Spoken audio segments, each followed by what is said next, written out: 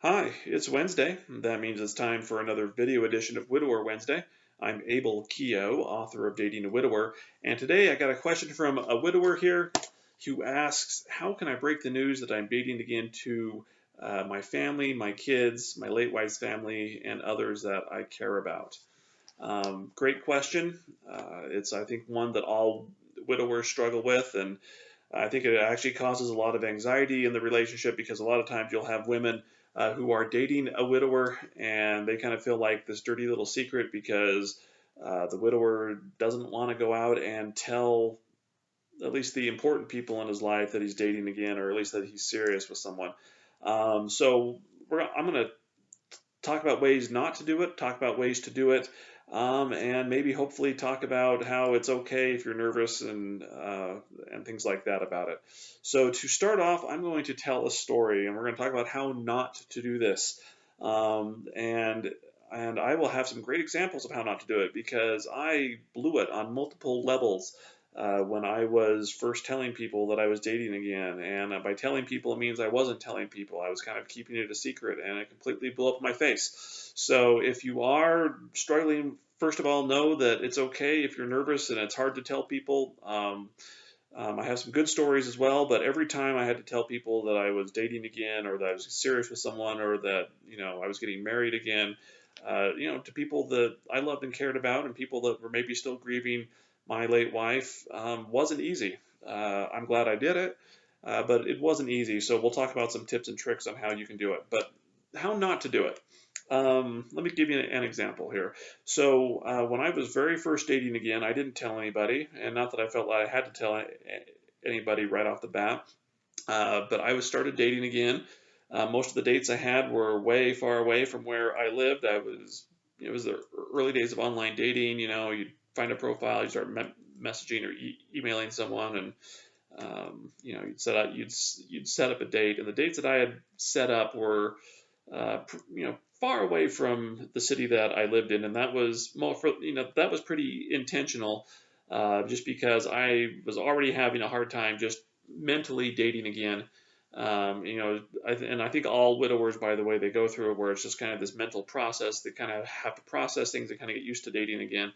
And the last thing I wanted was anybody I knew to see me out with another woman, and I wasn't ready for that. So anyway, I'd gone out on like two dates with two different people, and again, the dates weren't great. I was not 100. I obviously wasn't ready for dating again, but felt it was something I should do and keep doing. So I went out and did it. But on this third date, the third date I went on after I was widowed, the woman that I was corresponding with lived fairly close to where I lived, or not the same city, but it was fairly close, and it turned out that she worked fairly close too. And so, me not thinking, and me just kind of trying to psych myself up for a date, she came to me, and she was messaging, and I kind of told her where I lived and stuff. She goes, well, I just work nearby. Why don't I swing by after work on Friday or whatever day? I think it was a Friday, and and we can go out and get some dinner and we can just have our date. And I was like, okay, that's great. Um, if she was fine with that, I was fine with that. Now you might think, well, what's wrong with that? Well, the thing you got to realize is that I lived a couple doors down from my parents. Um, I did, yeah, basically on the same street. We could see our houses. If I stood in my driveway, I could see their driveway. I lived really close to my parents, and I just wasn't thinking that, that neighbors, family, or whatever are somewhat key. They're kind of keeping an eye on me, and by an eye on me, I don't mean like they're spying on me, but if someone arrives at my house and parks their car in front of my house, people can see it. The whole neighborhood can see that someone's there. And but I wasn't thinking it through. I was just trying to process. Okay, it's my third date. Can I do better than the first two dates? I'm trying to think about what I can do to keep conversation going. I'm coming up with all this stuff, and I'm not thinking about it. So anyway, what Friday evening rolls around, and she shows up at my house, and she comes in for a few minutes, and we go out, we get in my car, and we drive away, and we go have dinner, and we go talk for a while, and we had actually, I got to admit, out of the first 3 dates was probably the best. I think it was a little more comfortable. We had an okay time. It wasn't great, but for me, it was miles above where the first 2 dates were. And then we come home, we go back to my house, and I invited her in for a few minutes just to talk a little bit more. And she's probably at my house for another 20 minutes, 25 minutes. And again, we're just kind of sitting there talking and trying to see if a second date is warranted. I'm just kind of running through that. And anyway, then, she leaves, she goes home. Maybe beginning to end of the date is 2 hours, maybe, from the time she arrived to the time she left. It's maybe 2 hours, something like that. Anyway, she leaves, and I'm sitting there processing the fact that, okay, I'm mentally walking through this date again. And I'm sitting there thinking, okay, this, it was okay, it was better.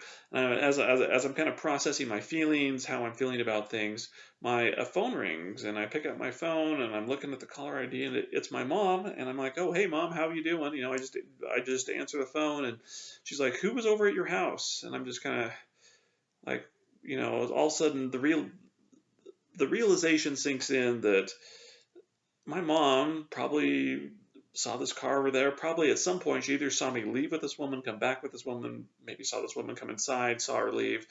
And I'm just like, oh.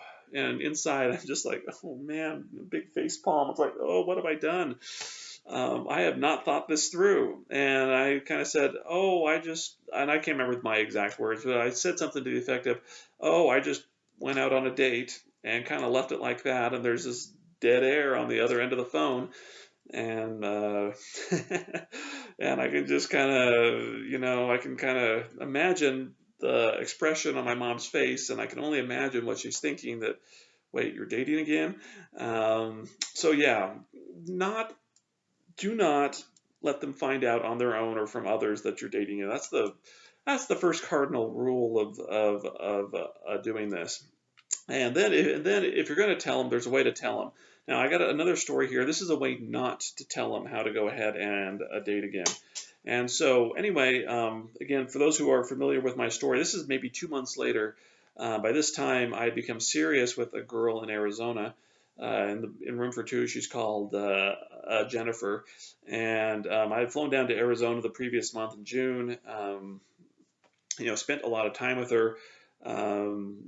The relationship got more serious down there, and so anyway, she wanted to come spend time with me, so she decided to fly up during the 4th of July, spend that weekend with me. My family had an activity going on. Basically, it was her chance to come in and meet the family, do things like that.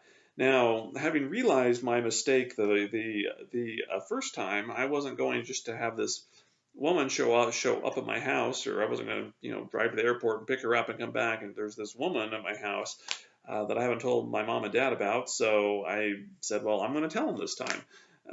Anyway, but I was nervous as heck. My mind's racing. I thought of 1,000 ways to tell them. I couldn't come up with a good way to tell them. Anyway, it's the night before Jennifer flies in from Arizona. It's the night before, and I still haven't told my mom and dad what's happening over the weekend. And by the way, not only is she going to spend a couple days with me, I've kind of invited her to these family 4th of July activities. Yeah, bad.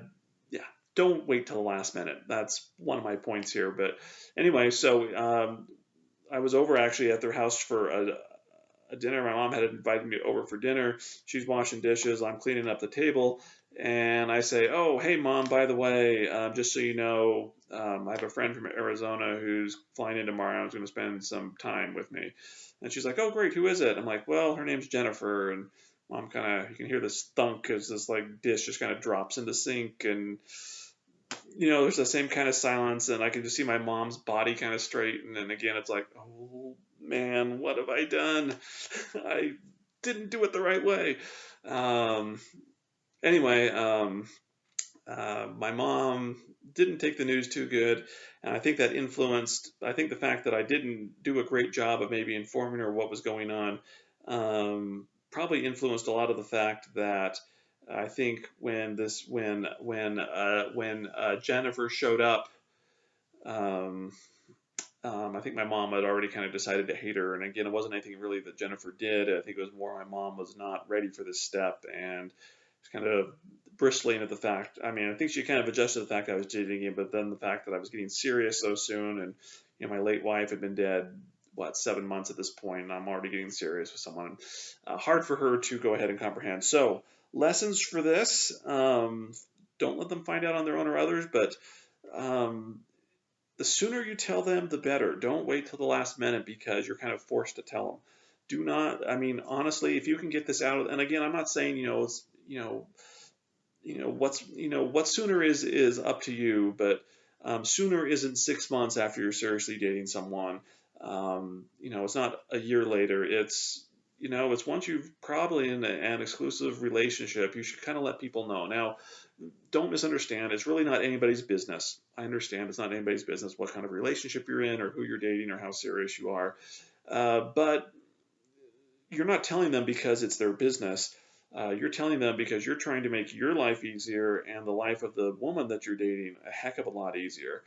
You're out there telling them so you can actually have a relationship and be open about the relationship and not feel like you have to hide your girlfriend or your fiance or whoever it is from family, friends, whoever who maybe aren't ready to see you take this step. And that's why you're doing it, because your relationship can't grow if you have to calculate all this stuff. Well, so and so is going to be there, and I haven't told them I'm dating yet, and so you can't come to this party or come to this activity. No, no, no, it's not the way to do it. Okay, you're telling people so you can go out there and really maximize your time together. And there's no secrets. This is why you're telling people so your relationship actually has a chance to succeed. That's why you're telling people that you're dating again.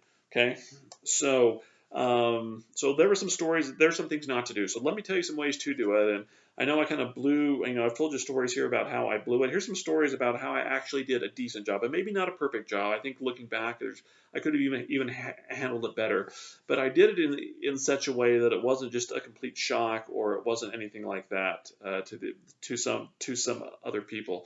So anyway, again, for those who know my story, again, it's all in A Room for Two. You should go ahead and buy it and read it. It's an awesome book.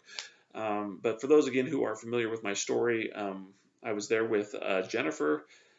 Things didn't work out because I met a girl named Julie, who I just fell head over heels for. And, long story short, we got married, and right now we're living happily ever after. It's awesome. But anyway, when I started dating Julie, there were some unique dynamics there. Part of the unique dynamics is that Julie and I attended the same church. And that's where I met her. And we had and again, I'm not perfect at this, so learn from my mistakes. We had kind of hid our relationship from people at church. We had kind of hid it from my family to an extent. My family knew I was dating someone. They didn't realize it was her.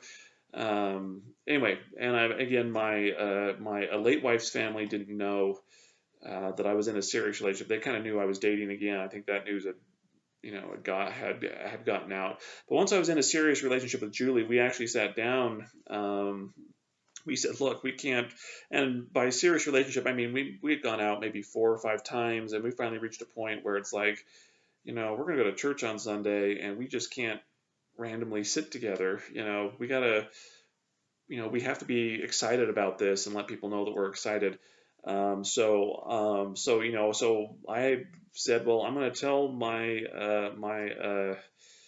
I'll tell my family, and I'll tell my late wife's family that that we're serious and we're in a relationship, because again, go to the same church. Her family, my late wife's family, her parts of her family go there. My parents go there. There's no way we're going to hide this. And I'll be honest, I actually felt uncomfortable about kind of hiding this relationship with Julie. I didn't really feel that way about the first couple, and I think a lot of it had to do with I wasn't sure about the relationship with Jennifer and these one-off dates I was having. But with Julie, I knew there was something special there. I knew there was something wonderful there, and I was excited to tell people. And so we didn't keep our relationship a secret very long. Anyway, so some things I did really good this time. um, is so like when I went to tell the late wife's family I was in a serious relationship. I think I handled it actually decently. I think I could have done better, but I handled it decently. So what happened is I went over and talked to her grandmother and her brother. And so again, if you've read Room for Two and kind of know my story, never got along good with the late wife's parents. And basically after the funeral of my daughter and my wife, kind of wrote them out, didn't have anything to do with them. But I was close with her grandmother and her brother. And I called up her grandmother and just said, "Hey, when's a good time I can come over and just talk to you guys?" And I don't know, whatever. We set up a time for the next day, and I drove over there, and made sure that her brother was there, and I just sat down and talked, and I kind of told them that, "Hey, I just want you to know I love Krista. That's my late wife. We had a good marriage.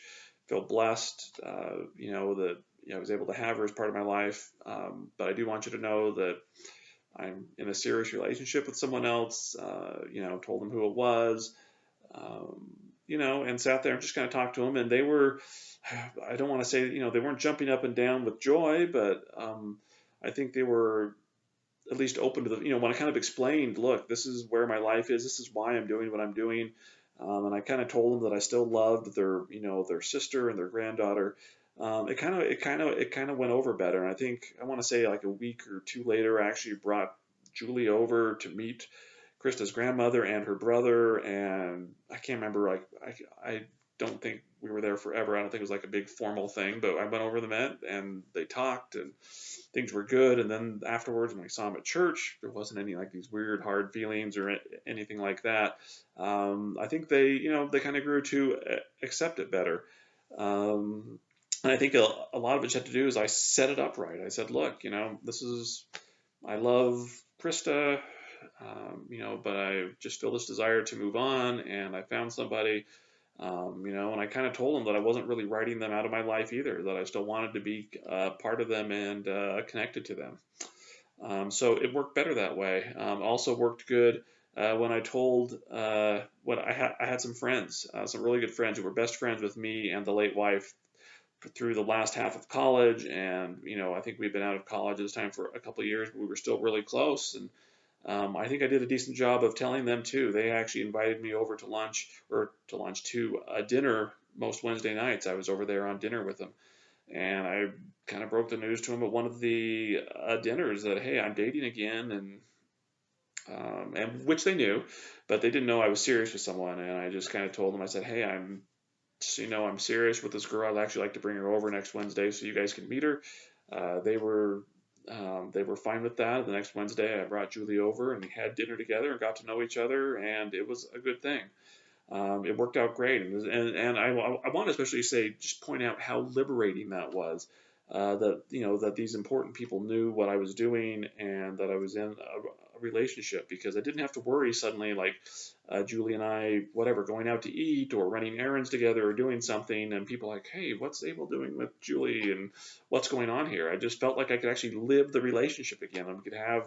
I could fully focus on Julie instead of worrying about whether people would see us or what people would think. It was just like, hey, I'm in love with Julie. We're having a great time, and I'm gonna do it. And so I guess really the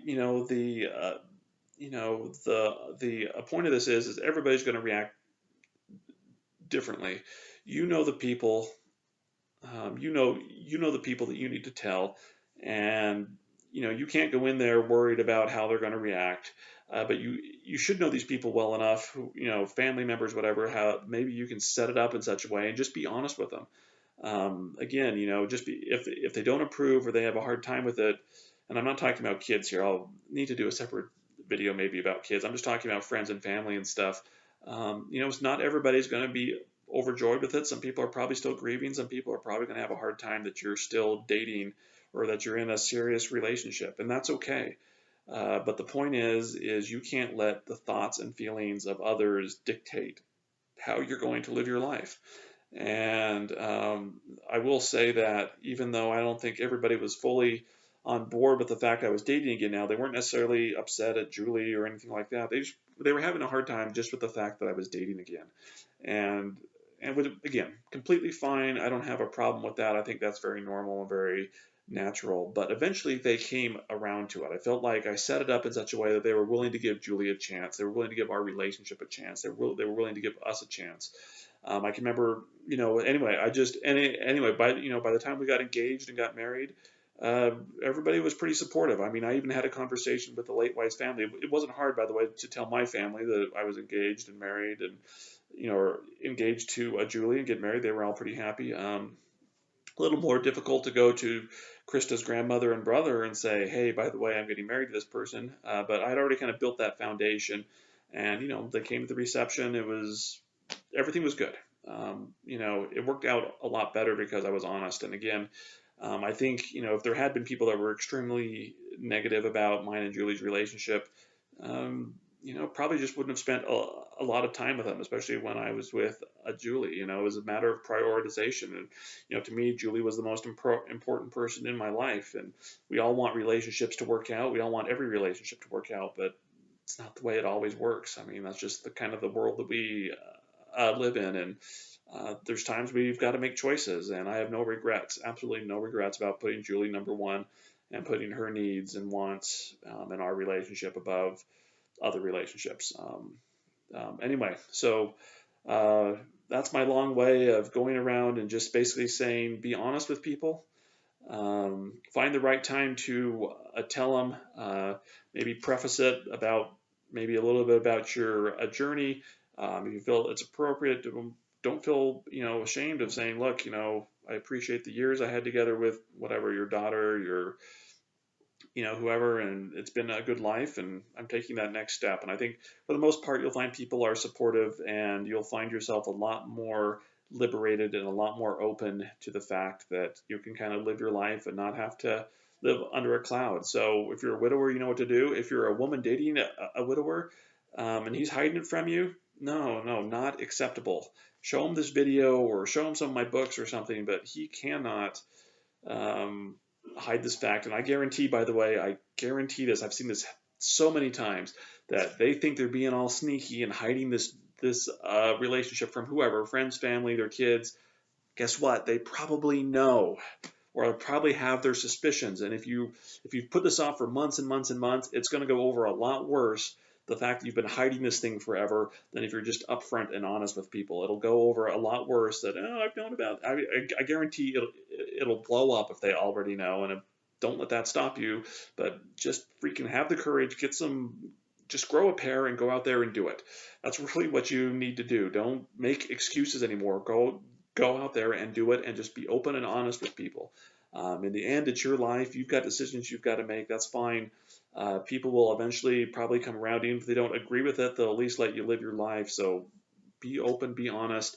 Don't hide the relationship. Don't hide the woman that you're dating, And if you feel like you need to do it, if you feel that other that the feelings of friends and family or kids or whoever is more important, that's fine. But you probably shouldn't be in a serious relationship with someone then. Just date casually and date occasionally, and then it really doesn't matter. Not fair to you, not fair to the person you're dating, and not fair to everybody else by keeping this a secret.